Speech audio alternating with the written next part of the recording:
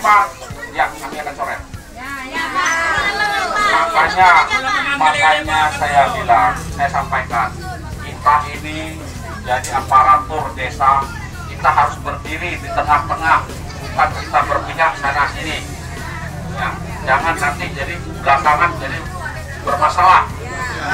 Ya, jangan ada nanti masalah pembagian PLT, pembagian lainnya bermasalah, terseret-seret, Pak Kasih terseret-seret, Pak Kadus terseret-seret.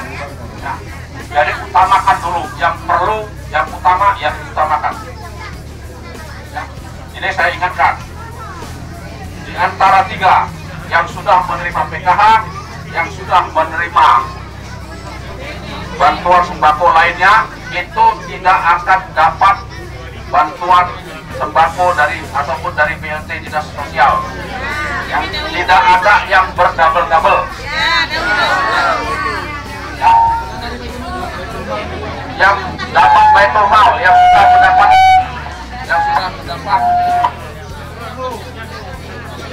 sudah mendapat bantuan atas nama baitul mal, saya ulangi, dengarkan baik-baik. Ya, bantuan sembako COVID, ya, bantuan apa namanya lagi, PKH, itu tidak akan dapat. Ya, tidak ada yang namanya double-double. Ya. Dengarkan, saya sampaikan, tidak ada yang double-double mendapatkan bantuan. Masih banyak lagi yang harus mendapatkan bantuan tersebut.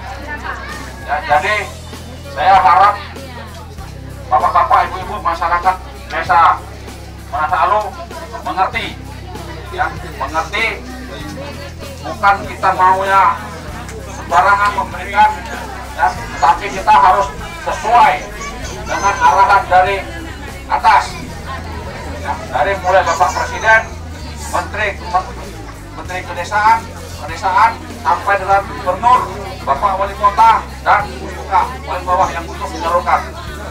Jadi ikuti arahan, ya, dengarkan kami. Jangan ada masyarakat yang bertindak sendiri-sendiri. Kami tidak mau menginginkan masyarakat kami, warga kami yang kami cintai ini, ya, ribut.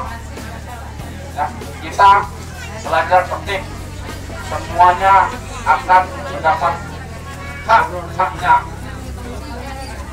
Saya rasa itu saja, ini bisa dapat dipahami bapak-bapak, ibu-ibu sekalian. Ya, tolong sekali lagi, tolong mendengarkan kami.